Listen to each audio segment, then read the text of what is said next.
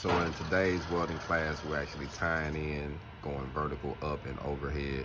So he'll start in on his verts and then he'll jump back in and do some overhead.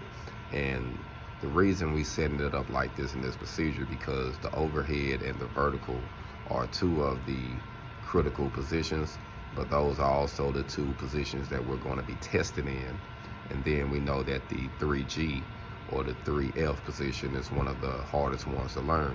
So we're going back in, practicing on that, on tying in, stop, starting, controlling the arc. So, you know, right now we're in the beginning stages, but as you see, the plate, the coupon is getting big. We just put a new coupon up there for his overhead, and it's working out well.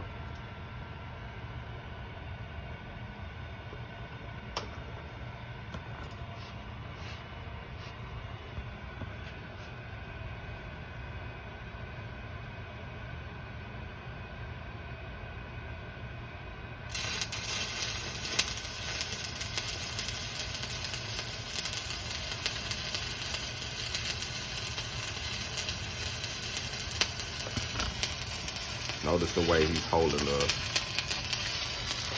rod.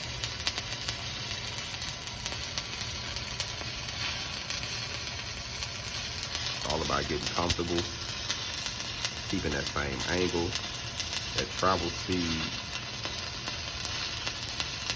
your gap. As you see, he don't have a real wild arc going on up there, kind of controlled. And if you pay attention to the back, the slag is already falling. So we know that the weld is going down pretty smooth because the slag is already loosening up. Look at that. Hold on.